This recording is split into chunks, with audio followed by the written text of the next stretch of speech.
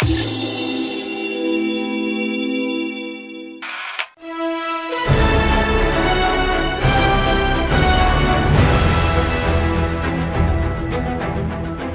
filme Vingadores Guerra Infinita estreou recentemente e vem agradando aos fãs da Marvel que esperavam ansiosos pelo longa. De certa forma, ele representa a conclusão de uma saga de 18 filmes realizados em 10 anos, carregando uma potente atmosfera épica em seu conteúdo. Um fator que me chama atenção e que ajuda na construção dessa atmosfera é a necessidade de sacrifícios que a história levanta. Pesquisando sobre o assunto, encontrei uma entrevista em que um dos diretores fala sobre isso. As melhores histórias sempre colocam algo em jogo. Os personagens precisam sacrificar algo ou alguma coisa. Para que você realmente sinta a emoção e a jornada do herói, você precisa passar por provações e essas provações têm um custo alto. É importante mostrar que os heróis sentem dor e que também fazem sacrifícios. O significado de sacrifício tratado no filme é abrir mão de algo por um propósito. Isso já aparece levemente no início, quando Bruce deixa claro para Tony Stark que seria necessário sacrificar seu orgulho e pedir a ajuda de Steve Rogers para salvarem a Terra, mesmo que os dois não estivessem se falando. O teor do sacrifício vai aumentando conforme o avanço da trama, e outros personagens entendem essa necessidade ao perceberem o tamanho do vilão que enfrentariam.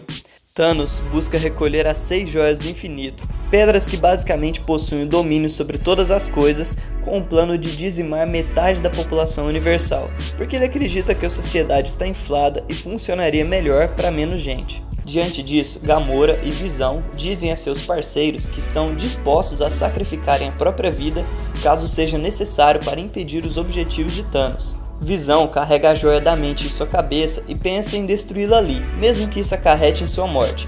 Já Gamora faz o Senhor das Estrelas prometer que a mataria caso fosse pega por Thanos, provavelmente porque sabia que seria necessário para ele no futuro. Thor também se sujeita ao sacrifício ao produzir um machado com o mesmo poder de seu antigo martelo, e que teria a força para matar Thanos. Na fabricação, ele é atingido pela energia de uma estrela e quase morre. Quem o salva é Groot, que sacrifica um pedaço de seu ramo para construir o cabo do machado. Sabe quando o diretor diz na entrevista: é importante mostrar que os heróis sentem dor e que também fazem sacrifícios? Pois é, eu quero dizer que não só os heróis, mas nós também somos chamados a nos sacrificar. Eu não estou falando apenas do sacrifício de estudar, trabalhar, fazer exercício, criar os filhos e outras coisas da vida de qualquer um, mas da necessidade de um sacrifício além disso. Porém, antes de explorar essa necessidade, vamos falar rapidamente dos sacrifícios do Antigo Testamento Bíblico, que estão entre os primeiros descritos na história. Antigamente, o povo era chamado a sacrificar animais e alimentos em bom estado diante de Deus. Os sacrifícios tinham diferentes significados, como por exemplo, demonstração de gratidão a Deus por algo, um símbolo de união e dependência entre a pessoa e Deus, e algo a ser entregue para que os pecados fossem perdoados. Mas os atos não eram simples moedas de barganha, pois só tinham efeito acompanhados de um coração sincero, dependente, grato e arrependido. Conforme diz Provérbios 21:27, o sacrifício dos ímpios já por si é detestável, tanto mais quando oferecido com más intenções. Deus nunca quis o sacrifício de um ser humano, como em outras culturas pagãs. Isso é abominação aos seus olhos. Mas uma famosa passagem bíblica mostra um pedido estranho. Deus pede a Abraão que sacrifique Isaac, seu filho. Abraão não questiona, mas no último instante Deus intervém e não permite o sacrifício, dizendo que a obediência de Abraão já havia sido provada. No filme dos Vingadores, o sacrifício de uma filha também é solicitado, e dessa vez, executado. A joia da alma só pode ser conseguida caso o pretendente sacrifique algo que ama. Thanos só ama sua filha Gamora. Então, aceita essa condição e a joga do abismo. Aqui, a joia é comparada à condição de um deus pagão maligno, uma alma por uma alma. Voltando à Bíblia, tudo muda no Novo Testamento, quando Jesus Cristo é crucificado. Nesse ato, ele leva consigo todos os pecados da humanidade e retira a necessidade de que ainda façamos sacrifícios de animais para qualquer fim, principalmente para alcançarmos o perdão de Deus. Isso porque Jesus se torna o último animal, o Cordeiro perfeito, e seu sangue é suficiente para o acesso de todos ao Pai. Acesso conseguido pelo reconhecimento de seu sacrifício e pelo verdadeiro arrependimento dos pecados. Hebreus 10:10 diz: pelo cumprimento dessa vontade fomos santificados por meio do sacrifício do corpo de Jesus Cristo, oferecido uma vez por todas.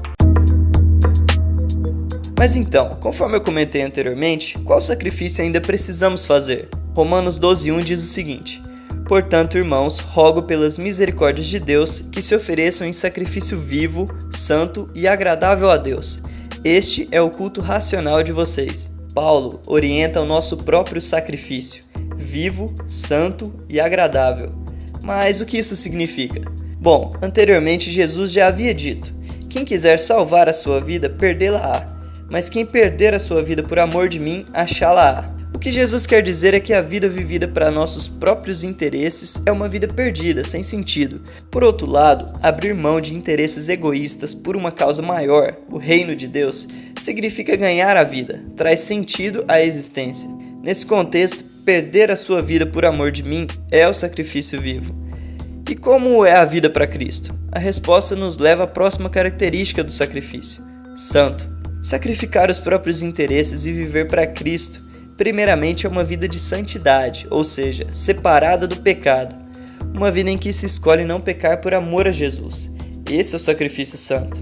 Para entender a terceira característica, agradável, podemos fazer uso do Salmo 51:17.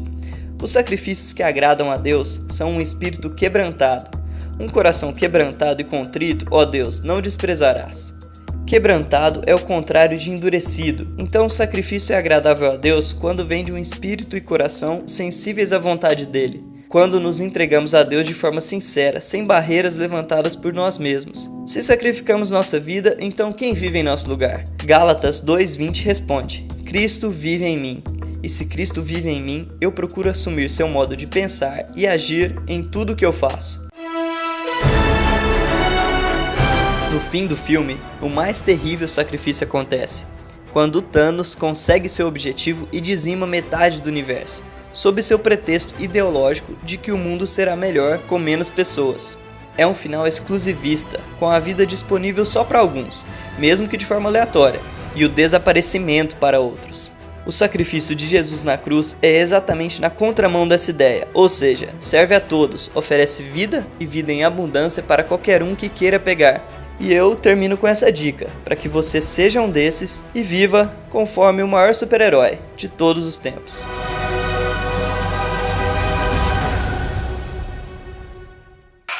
A íris é um dos mecanismos que tem na câmera para regular a entrada de luz. Quanto mais fechada, menos luz entra, quanto mais aberta, mais luz, mais iluminada a imagem fica. E o objetivo desse programa é analisar obras culturais com bastante luz, ou seja, enxergando além da superfície. Se você gostou, deixa o like aí fazendo favor. Se não gostou, fica à vontade para deixar o dislike. E se inscreva aí no canal para ficar ligado nos próximos vídeos. Um abraço!